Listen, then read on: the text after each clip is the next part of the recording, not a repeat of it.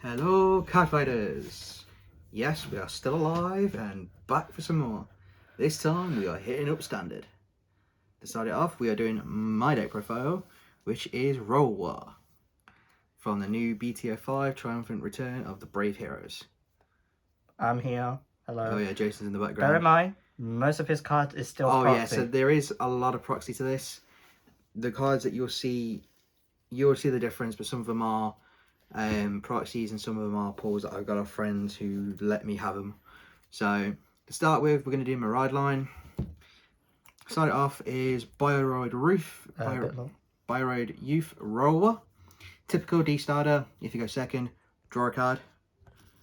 The artwork is, I think, phenomenal, especially with the split card design background. I don't know how Jason feels about it. Meh.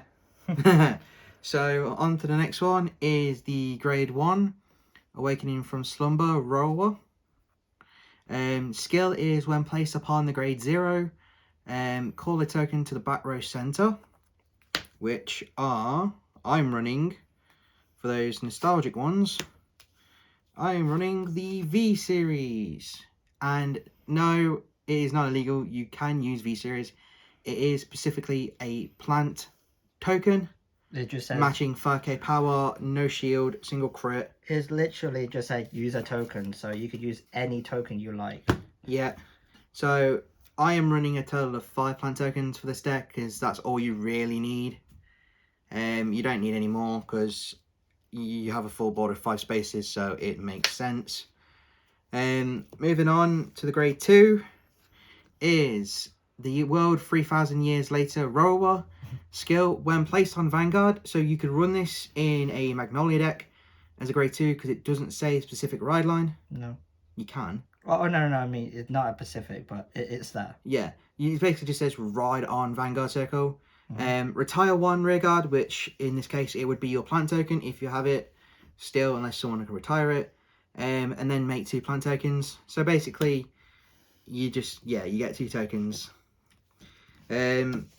Obviously for the grade 3, it's for the one's Precious Thing Rorowa. Skill is Soul Blast 1. Once per turn at skill is you can make up to 3 plant tokens. So you can just basically, if you have space for 2, you get 2 or 3 for free. And then other skill is when this unit is being attacked, you can retire 1 or more tokens and you gain 5,000 power for each token retired for that battle. So the tokens are there for offense and defense basically. So it's a win-win. Or when you're being Callum, they just use as sacrifice. Yeah, well that's kind of the point. For meat shield. We'll move on to the grade 0s first and build our way up.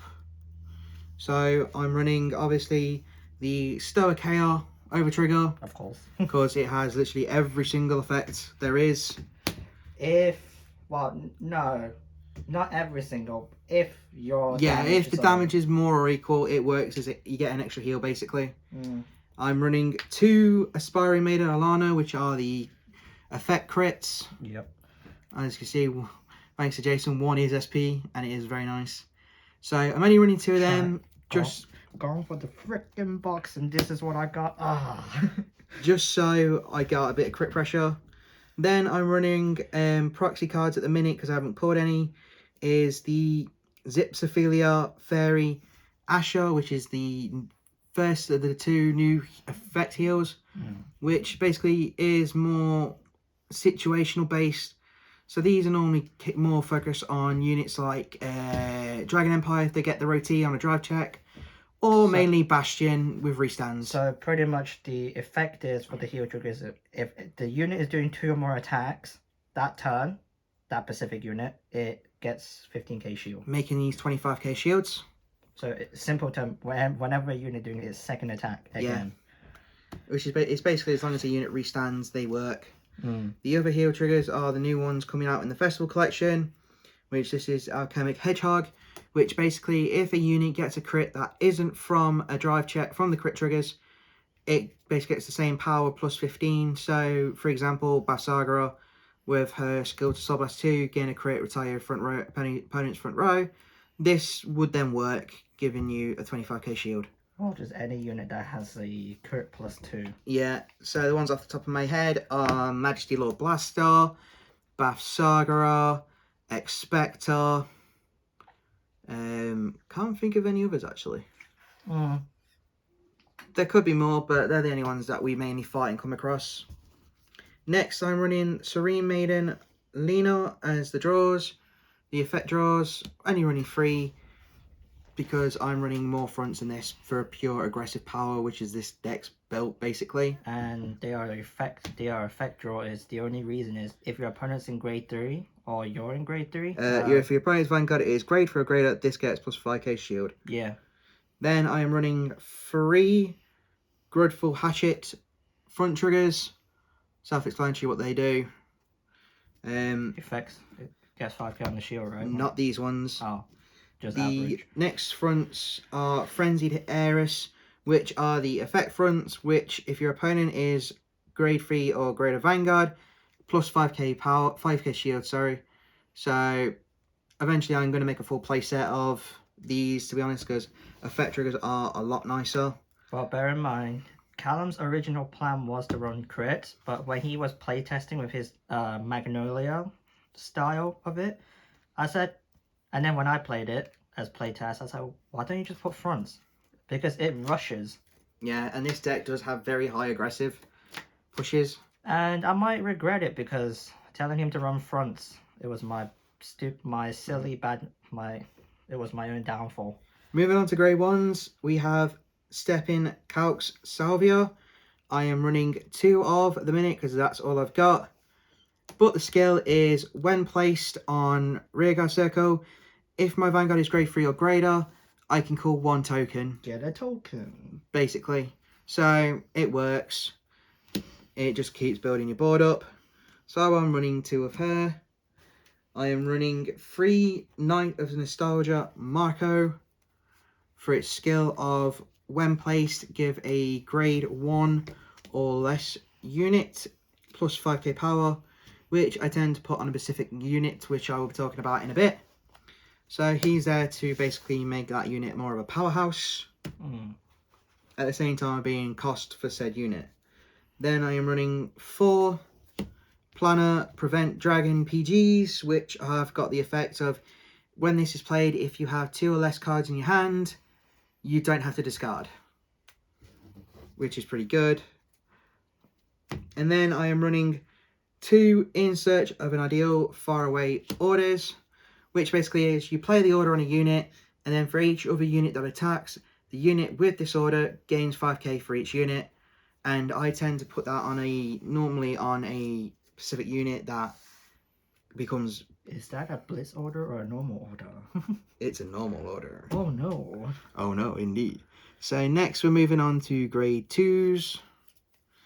To start with, I am running the Dual Nation card, obviously, which is Drag Ritter of Flame Blossoms Radilina. Its first skill is, its next skill is, if you do not have a Murmikyu token, which is this unit. Below. There you go. Call 1 with a Counterblast. Then its Glitter skill, which is a unique system put to these new ride lines from BTO5, is as long as you have this Vanguard with Rorowa in its card name, this unit, when it attacks Soul Blast 1, it inherits the power of the token unit behind onto itself, including increased value, which normal playstyle is you have Murmikyu token in the back row, Radilina in the front, because of Murmikyu token skill. So the token skill is, at skill, retire 1 or more rear guards, and for each rear guard retired, you give it plus 5k power for each, which typically is 20 to 25 if I use Marco skill, but an average is about 20k. And then whenever I drive check with Rorowa, I tend to put trigger power on this. If my opponent's guarded the Vanguard and I pull a crit, the crit goes on Radilina and the power goes on Murmikyu, because it then boosts the power for Radilina when it's her turn to attack. So that's them. I am also running 3 Tear Knight Fletch.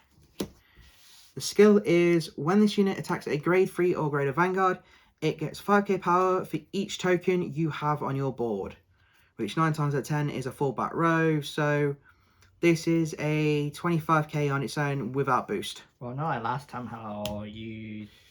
That's because I have a token behind it which rounds it up to 30, plus trigger effects makes it high numbers. Remember last time how we were having an intensive game and you called that down and Yeah. you didn't have enough tokens anymore because you're out of soul. True. So next I'm running 3 Prod, Pol and Rathalos. Only one of them is the actual and the other are proxies. Put his skill is when placed on rearguard circle, counterblast 1, make 2 tokens.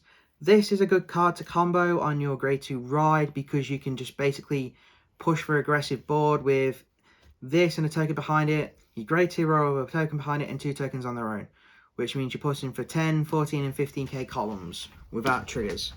Yeah. So it adds for aggression and fills your board up later, saving the soul for Rorowa skill for later in game. Next I'm running 2 Blooming Petal Caepholus. I have bad pronunciation skills.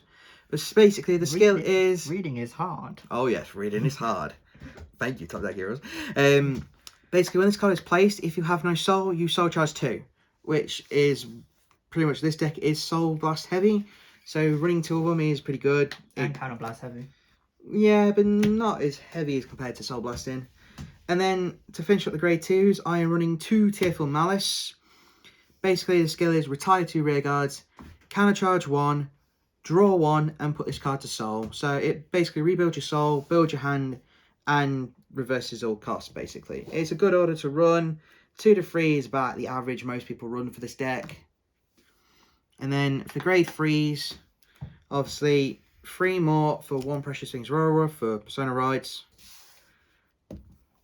I'm running at the minute 1 Inlet Pulse Dragon for its, obviously if 4 or more attacks were made this turn, shove to soul at the end of turn, draw a card, again hand and soul.